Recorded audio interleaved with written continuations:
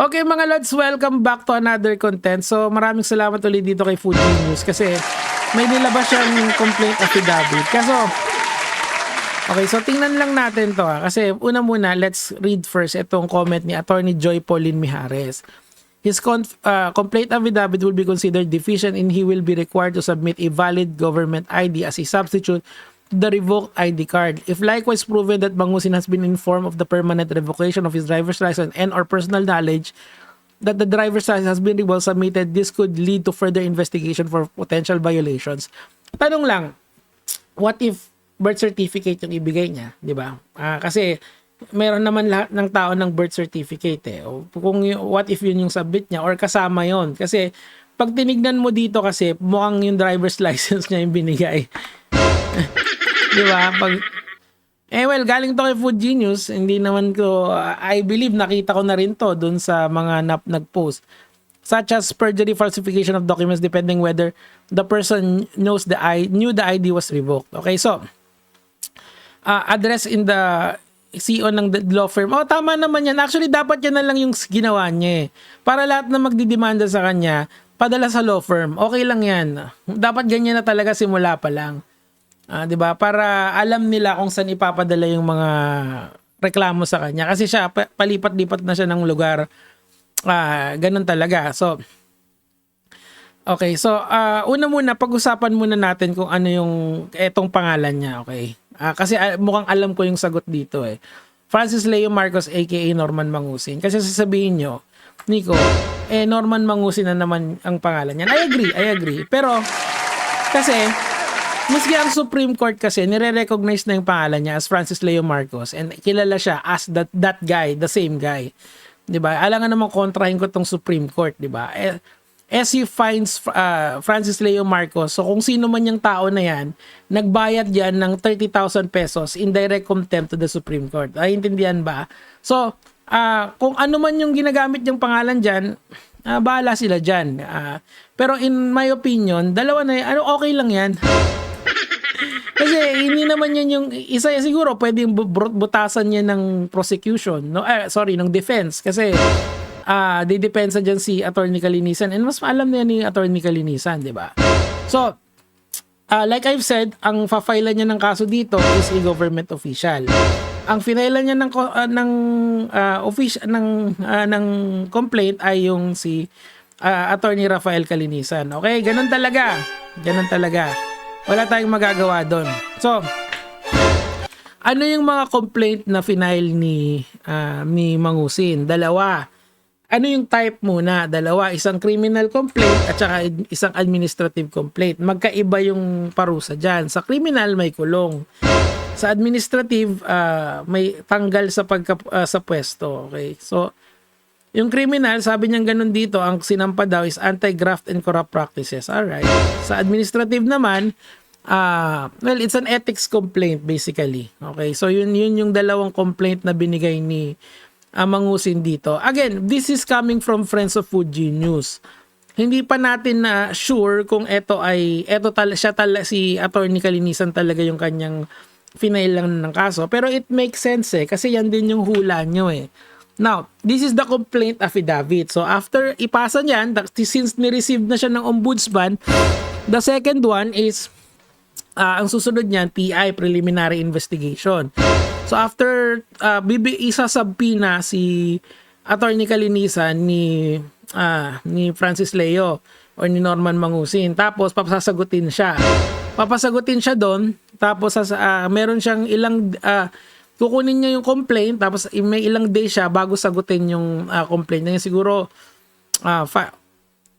ilan ba? 15 days? Parang ganon? Or 10 days? Or basta 2 weeks pang ganon. Ganon yung time period niya para sumagot. So, after nun, nagpa-file siya after niya mag-file ng counter affidavit, yun na. Either magre-rejoinder magre-reply affidavit si Norman or pwede niyang i-waive yun tapos pupunta na siya sa decision. So, ang predict ko dito, kung ano man, kunyari, yung sa pangalan, siguro dun unang-unang ko questionin yun. Valid ba yung ID? Technically na agad si Norman. Hindi na kailangan pang basahin yung complaint. Pero hindi ko alam kasi totoo lang, malay natin baka merong excuse diyan yung abogado or may explanation diyan yung abogado ni Norman, di ba? Ganun talaga mga lods. So, I'm just saying sa inyo na wag nating maliitin yung kapasidad ng mga abogado ni Norman. Siguro si Francis Leo, si Norman Mangusin as a person, hindi natin siya trip kasi yung iba sa atin may opinion na sa kanya. Pero pagdating kasi sa legal na bagay, mga lods, hindi na ang kalaban ng tao hindi na si Francis Leo Marcos lang ang kalaban mo. Hindi lang si Norman Mangusin yung kalaban mo, pati yung abogado, kalaban mo rin yun. So ako, as someone na nakita na tong proseso na to, kailangan talaga wag mong tutulugan yung kalaban mo, 'di ba? Kasi pag tinulugan mo 'yan, ayan, may mangyayari sa iyo.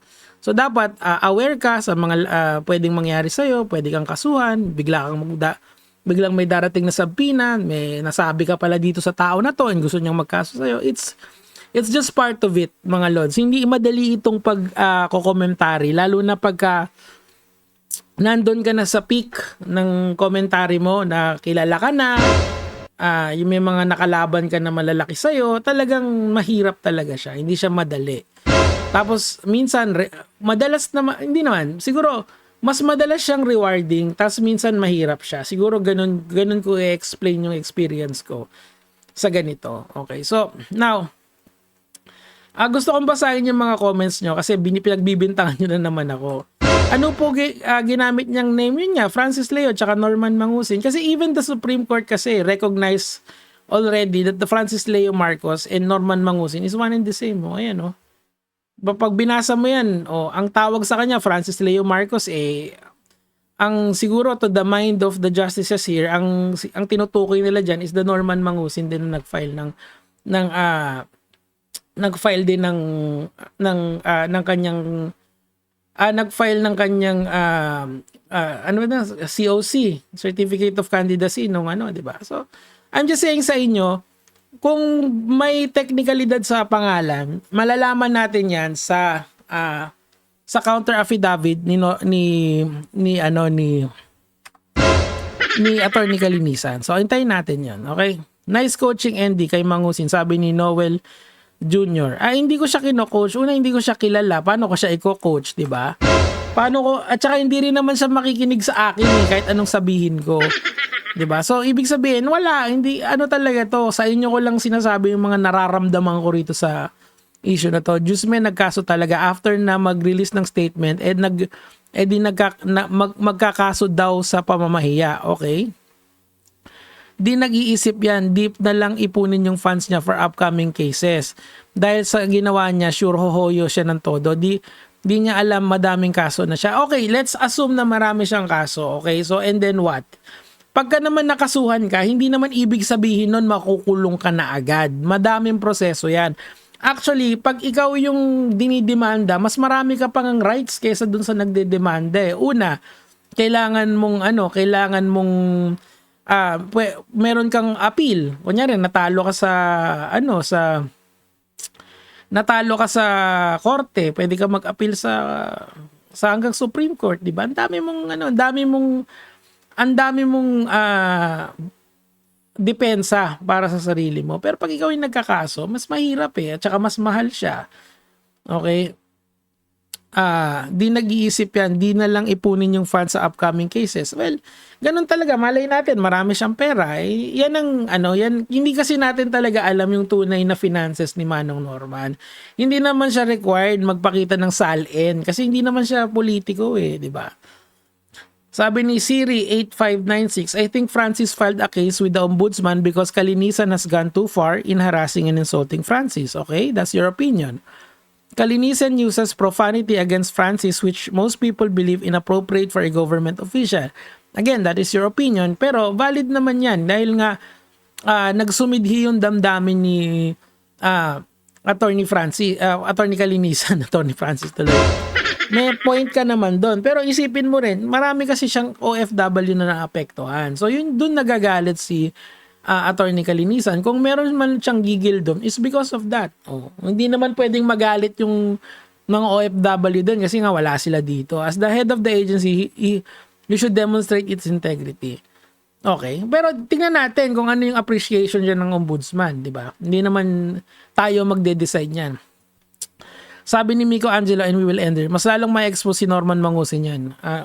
Uungkatin lalo yung pagkatao niyan. Ano kaya yung putyo-putyo na kinasuhan niya? Ayan, guys, kung ako sa inyo, wag kayong mag-comment sa veracity ng complaint. Okay, ibig sabihin kung ano man yung legal merits nun, sila lang nakakaalam nun kasi wala naman yung information sa atin eh. Insofar as we know, ang naglabas nito isa sa mga critics ni Ron Norman, si Friends of Food Genius. So and ang meron lang dito kung ano yung kinaso, hindi yung merito ng kaso, di ba? So magkaibang bagay 'yon.